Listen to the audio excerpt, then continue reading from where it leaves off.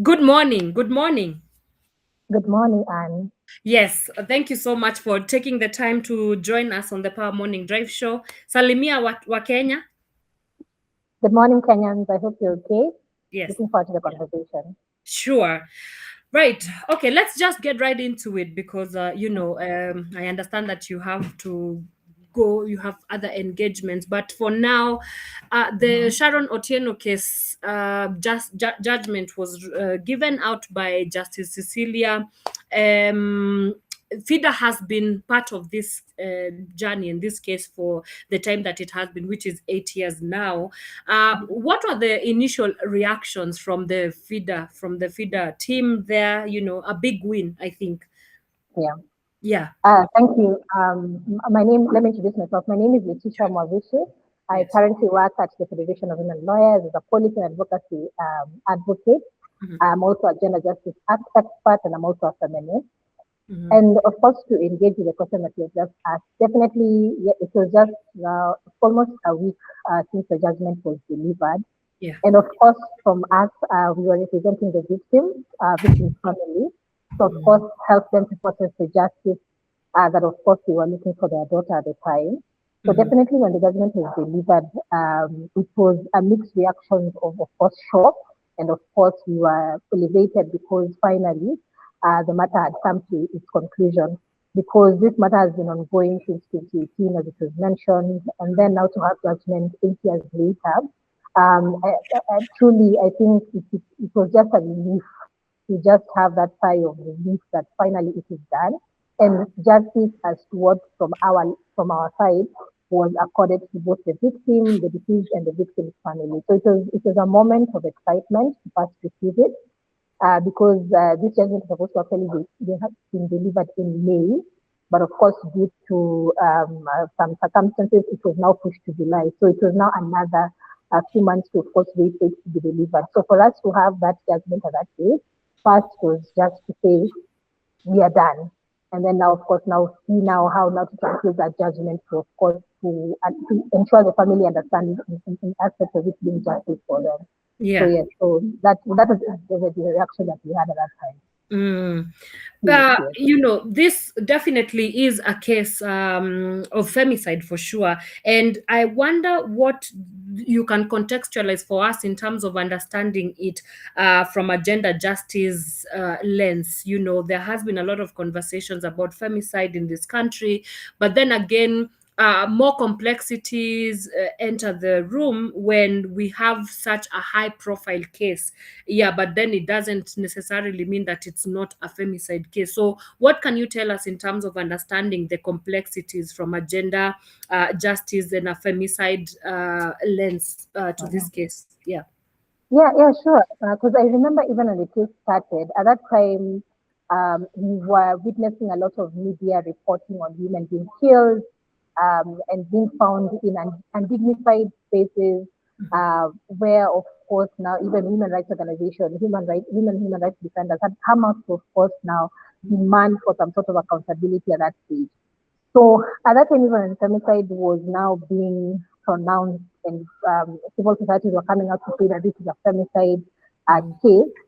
I remember it just when it happened immediately after the late Sharon case, we had the case of the late Ivy Wanyoike in the same timeline, where of Mhm. course we remember how her situation happened in terms of her being murdered in that case. So in terms of understanding femicide, and this we have seen even in the report that was done recently by a task force that is convened to of course look at the critical issues that when we talk about femicide, what it's about.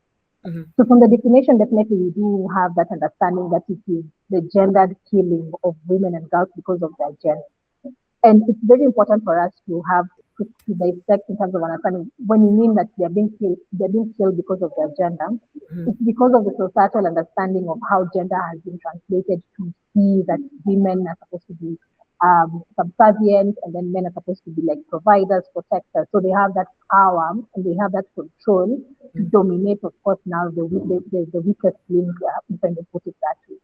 So now contextualizing, of course, in terms of femicide, and for the late Sharon case, it fits the description of femicide because Mm. We have seen characteristics of femicide where it describes that you find victims will have some sort of intimate relationship with the partners that, of course, are most of the time suspects to be charged or to be brought before court to have committed that crime. Mhm. And then, of course, for her case, the particular way in which she died, if we remember how the judge described that her death, she was actually sexually violated first before her life was taken. Yeah. And then even the manner of how she was killed, where it was described that it was due to severe hemorrhage.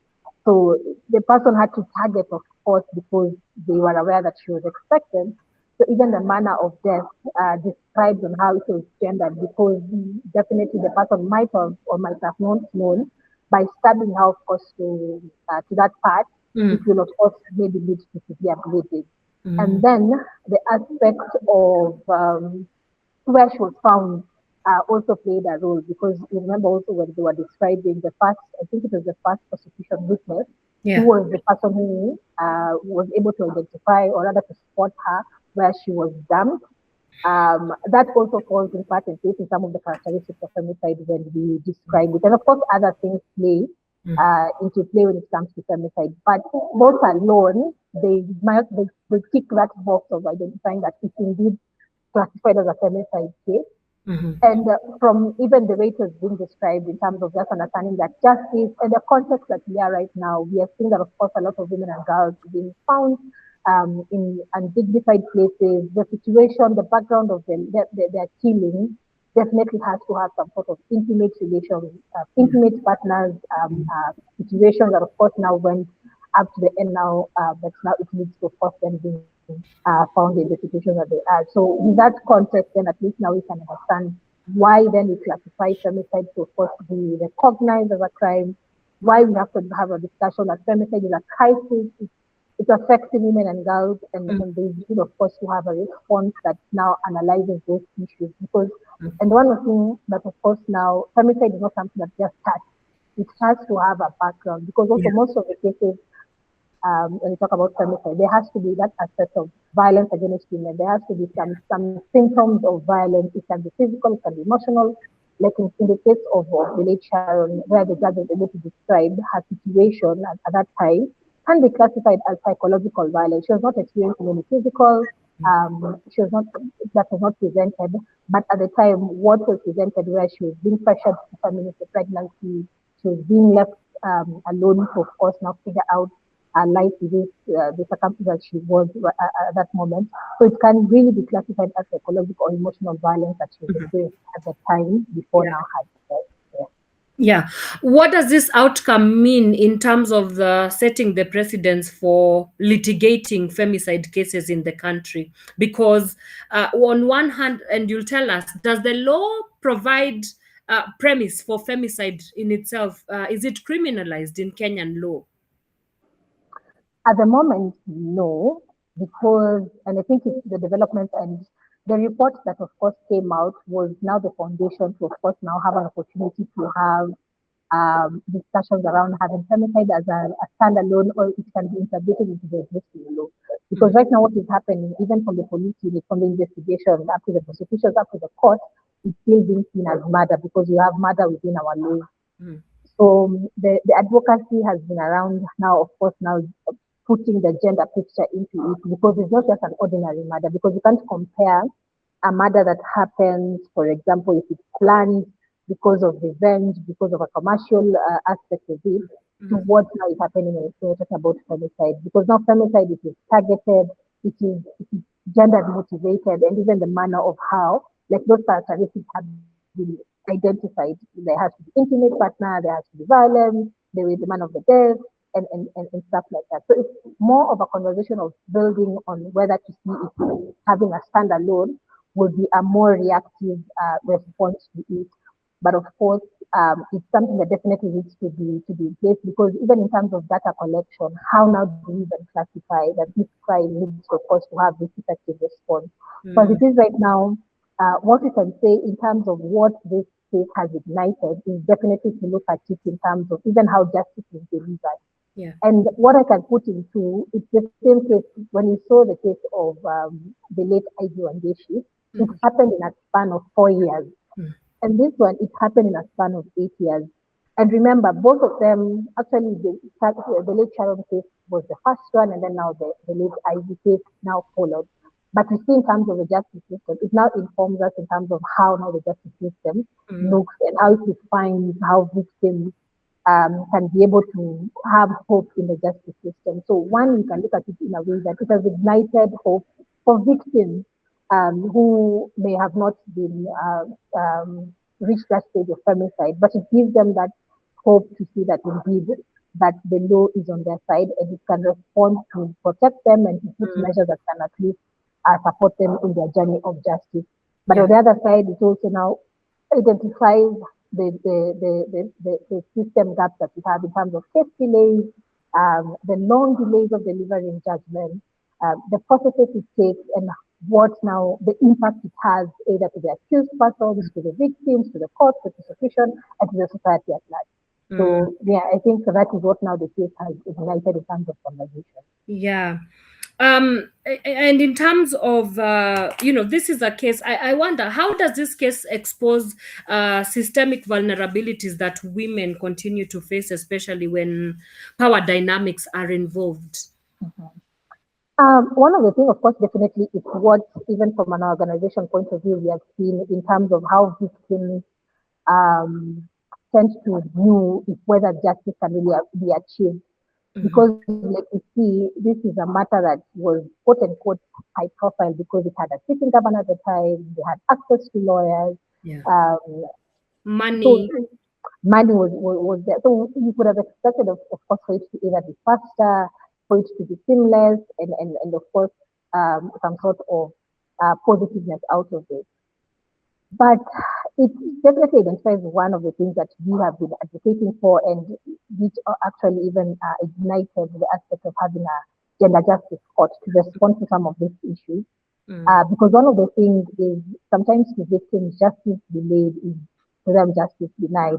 And to some victims, for them, they understand if I walk into the police station, I report that I was physically assaulted, and I tell you the person who physically assaulted me, the police will do expeditious investigations, the prosecutions will do expeditious prosecution, the judges will do expeditious delivery of decisions.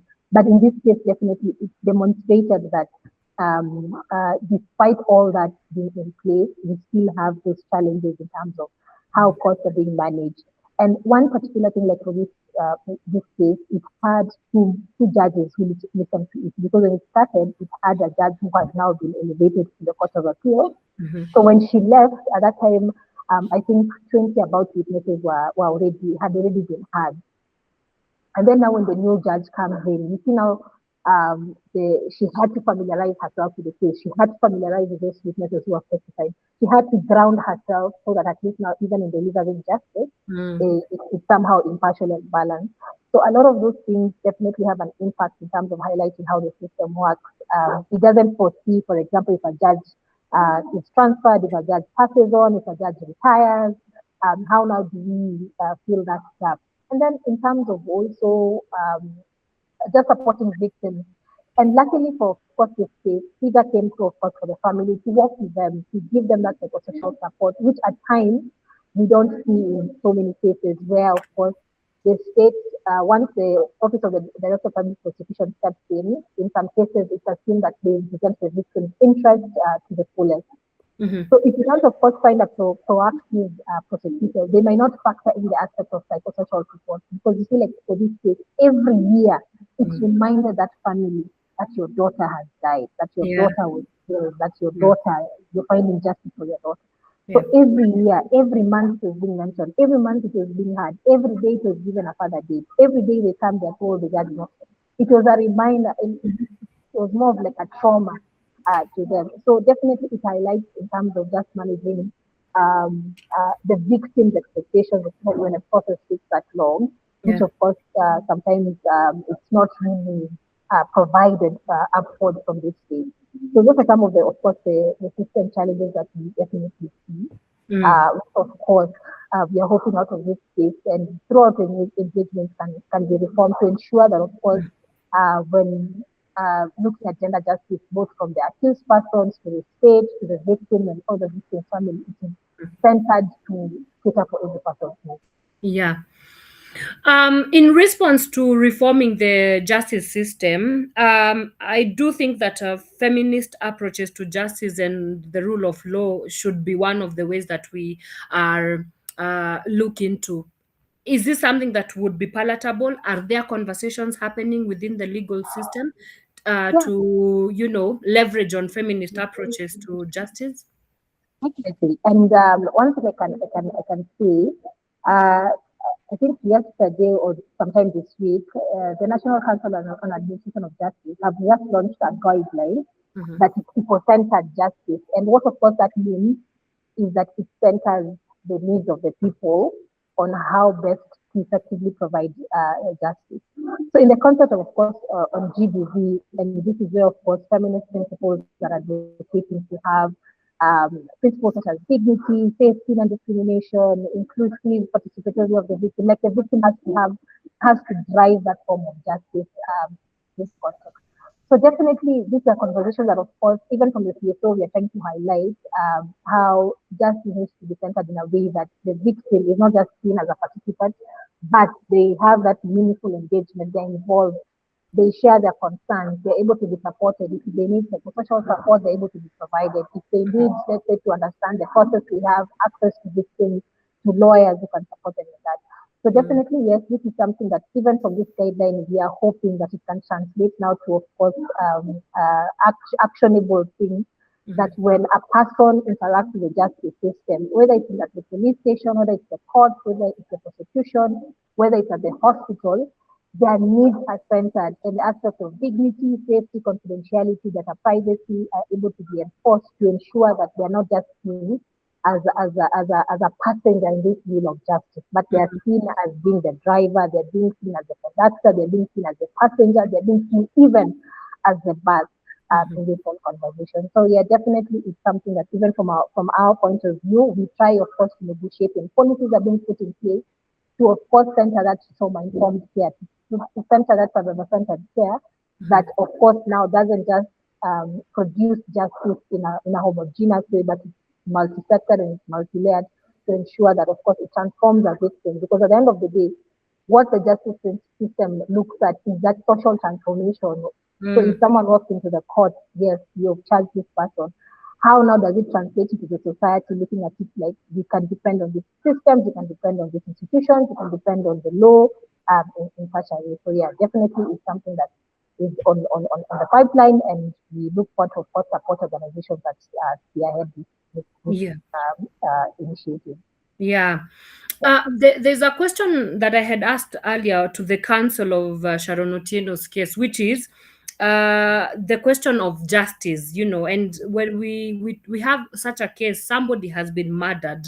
So Mhm. in true essence, we really can't say that their justice has been served. So how do you think about the complexity of the term justice, and how can we, yeah, like how do we stay sensitive to certain language around certain cases, such as Mhm. femicide, in even Mhm. in our pursuit of justice, and why is it important? I think it's very important because, and even just using the case that you have considered for the late Sharon, justice has very different meanings in our context. Yeah. And sometimes justice can be in terms of even restorative justice, where maybe the victim's family just wants some sort of peace, some sort of acknowledgement that this person did this to their person. And Mhm. so, from the conversation, and of course, even from our engagement as an organization interacting with victims of gender-based violence, survivors, and families of gender-based violence, which of course translates into femicide, you really have to hear their wishes and needs. Because to one person, justice might seem like this person has to be convicted for them to feel safe, for them to feel dignified, for them to feel recognized. To another person, it might feel like I just want this person to say, I'm sorry. I recognize I have caused you harm and I'm sorry.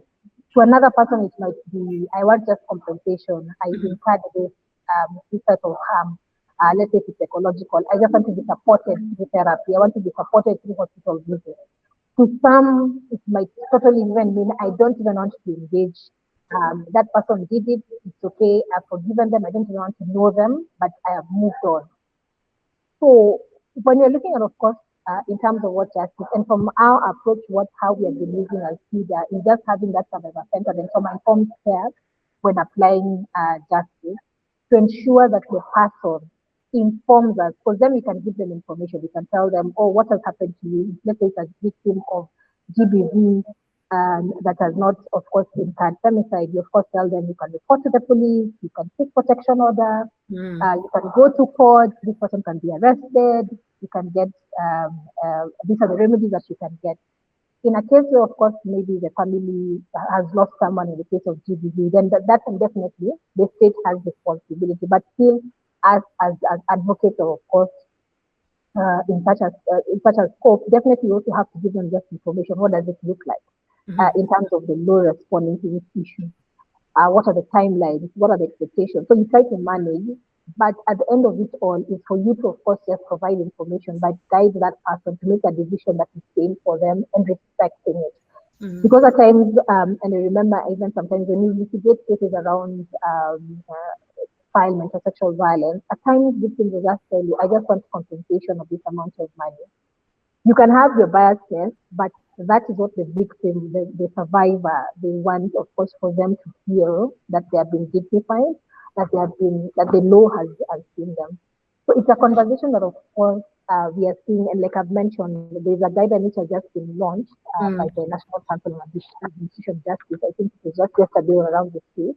Yeah. And one of the guiding principles is, of course, just having that, listening to the person. What does it mean to them? Because at times you might push someone to say, okay, let's go this way and let's have this person convicted. Along the way, they get tired, they get emotionally burdened, and they feel like it's too much for them to handle. So it's just a matter of, as institutions, we just have to have that whole package in terms of when the victim, survivor, the client, the complainant comes to seek justice, you're able to provide all those sorts of services. So someone thinks that for them, medical assistance is justice for them, then how do you package that from what the service that you're providing? If you're providing legal aid, then it's just a matter of either going to court and asking for court to ensure that this person gets medical attention, maybe gets social support, and things like that. Yeah. So this case has taken 8 years to finally get to a point where we have a judgment. And I'm just curious, is it by design, or like objectively should it have taken this long for us to arrive at this particular point? Of course, on theory, we expect, because investigations had already been done. Everything was ready. The defense, the accused person had legal representation. The prosecutions were ready. The victim family, of course, also ready. The judges were ready. But of course, it depends also on case-to-case basis. And I'll still use the example of the late Mwavishi. Like I mentioned, she was killed in April, I think sometime in April 2019.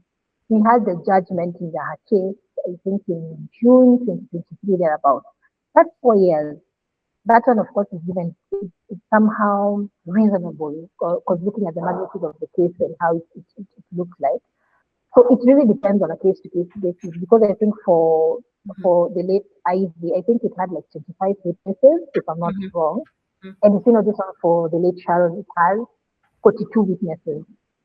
And then sometimes things can be unavoidable. Like I mentioned, when we started, and I remember at the initial, we had the defense presenting, trying to close gaps in terms of having a fair hearing for all the accused persons. You'd find applications such as bail were made, you'd find applications such as refusing the judge were made, you'd find applications as refusing even counsel for the victims were made. So at that time, a lot was happening. And then, unfortunately, even for this case, it came at a time when COVID was with us. So also the court system had to, of course, now calculate how do we now deliver justice in this pandemic.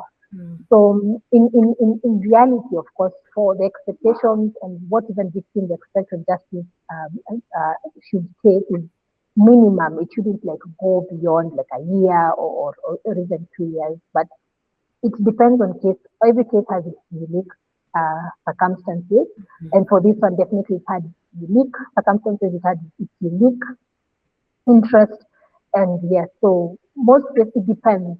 But the call is, of course, definitely to have cases to be had in the shortest time, to ensure that, of course, even persons who are seeking justice do not feel like they're being burdened.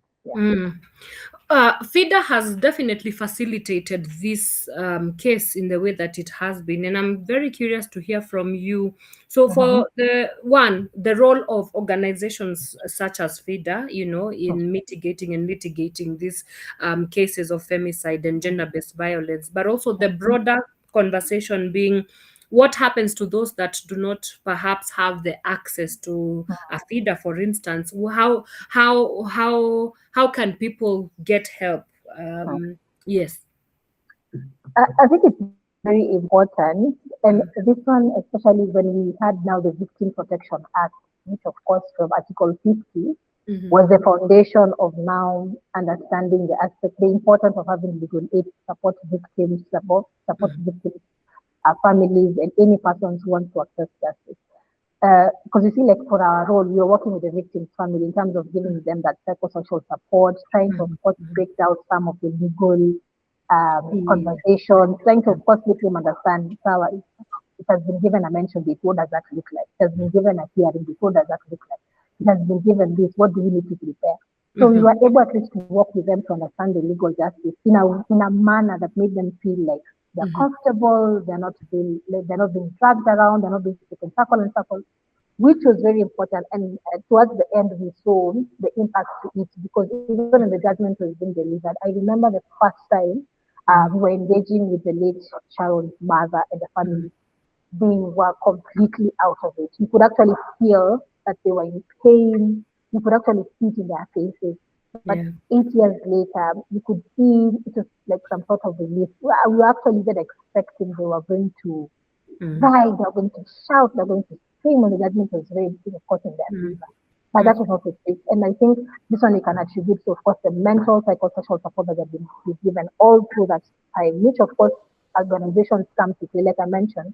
At times, states may not have those resources to ensure that they have that victim-centered approach or cyber-centered approach to ensure that you embed a mental wellness aspect into the case. Because these cases, they take a toll. Sometimes when you're there, you're listening, and for the family, they attended all hearings. They attended most of the hearings where they're able to be told your daughter was like this. This is what your daughter was doing. This is the person that you thought you were raising. You see, those are some of the things that you're hearing at the public. Yeah. And it can trigger a lot of things because you now either question yourself, you doubt yourself and stuff like that. So us as our role, of course, we saw that as a trigger because, and I think mental psychosocial support through our officer really came into play to support.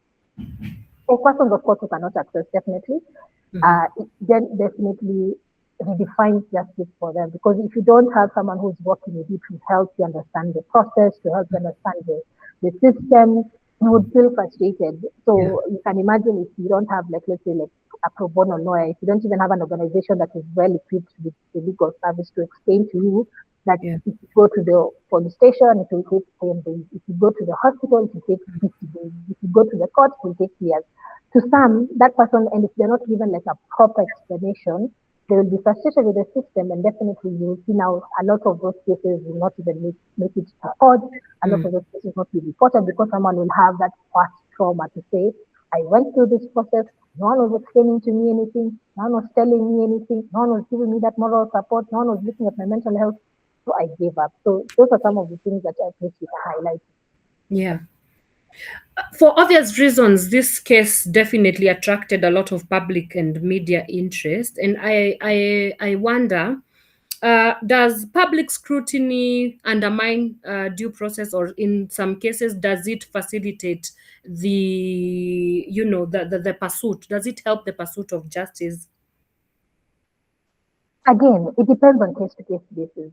Like I mentioned, I think this one was very unique because at the time that the person was being charged, they were a person in power. They were a person who was running a county. They had a title to his name. So definitely, and from a layperson understanding, Mm. we tend to see that persons in power, they tend to have that control of how the justice looks like. They tend to have, they craft the justice that fits them. So it depends, and I think even at the time, it was really now questioning the morality, the integrity of the leaders that we had. So definitely, it had a lot of lens to look at it.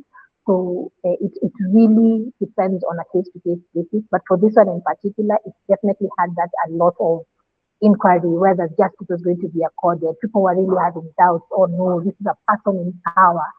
We know persons in power and how they control the system. There's going to be aspects of corruption, there's aspects of going to what is called bribery and all that. So a lot of persons had that presumption that it may not really be fair, and if it will be fair, definitely some level of power and dominance is going to play, but at the end of the victim will not get the justice. But the turnaround of it is what, of course, now has now translated into now people seeing it doesn't matter whether you're in power or not, the rule of law will, at the end of the day take its toll. Something interesting that also came up with the conversations that I was seeing online is the issue of victim blaming in the guise of holding Sharon accountable. And in your advocacy efforts, do you train the public on how to ingest and also be critical of certain language, certain narratives? Because I don't think they are helpful to the discourse. Definitely, yes. In the work that we do, of course, in terms of creating awareness, this is some of the things that we try, of course, to sensitize the public around, because one of the elements in terms of lower reporting or victims just even coming out to seek justice is the aspect of being blamed. And I think over the years we have seen some sort of reforms around it, where we're even seeing people are knowledgeable about maybe being sensitive to some of the issues. But of course, we're in a landscape where, of course, the digital landscape is now even trying to make it worse, because you see, nowadays you see that the blaming was more not was just grounded. But right now with the digital landscape, it has transformed in terms of how we respond. But from us as an organization, it's a continuation to first reach awareness about things, to apply those survivor-centered concerns when someone has been subjected to any form of violence. It doesn't matter the circumstances. First, at least ensure their safety is there, ensure that they access justice, and support them to the level that, of course, they don't feel like they're being targeted, they're being shamed for, of course, what happened. So it's just a matter of course, having an initiative where people are engaged to understand the magnitude of these things. Because the example of the late Sharon case, we saw a lot of victim blaming, but of course, people were not centered on what happened. It doesn't matter whether she was that or whether she was this or whether a mistake was done. The fact that the law defines that what happened to her as murder should have taken its course and let the law. The other things, I think, is just a matter of how to shape the society to rethink. And most of them, of course, it stems from now how we understand the conversation around gender, where women are supposed to be disciplined, women are supposed to be like this. And if you cross outside the line, we now throw even things like what the law now should how the law should apply. So I think it's just a matter of continuous creating awareness. And this case in particular has demonstrated it doesn't matter the morality. It doesn't matter the circumstances. It doesn't matter. This was a human being whose life was taken and arbitrarily not prescribed by any form of law. Yeah. Right. As we conclude, are you mostly hopeful or skeptical? Yes, this was a win. It's one win that potentially would lead to justice and accountability. But then there's hundreds and thousands of other cases that have been shelved in courtrooms that perhaps we never get to hear what the outcome would be. So that raises a question about skepticism with especially gender sensitive cases within our legal system. What's your view on that as we conclude? I mean, definitely, this case has multiple um, approaches to it. It has definitely a positive in terms of law being for hope for those ones who might have felt that you've been violated by someone who's powerful, so justice cannot be accorded to you. So it gives some sort of that cushion to those victim survivors to look at it and say, if that person can actually get justice, I am confident that if I take that one step, I can get some sort of justice.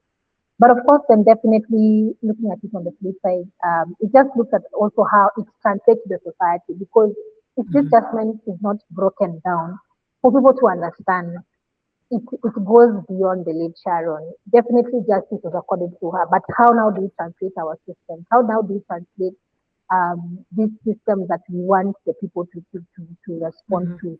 How does investigation look like? How do the police transform the investigation? How do the prosecution transform how they handle matters? How do the court transform how they hear and listen to these cases? So it's just a matter of course, taking lessons from this case and seeing opportunities that you can apply to transform the whole justice system to be able to, because it has to start from somewhere. We have to have a foundation because we are trying to, of course, the mindset of people are changed to understand on violence against women and girls, violence, gender-based violence, and how best to respond.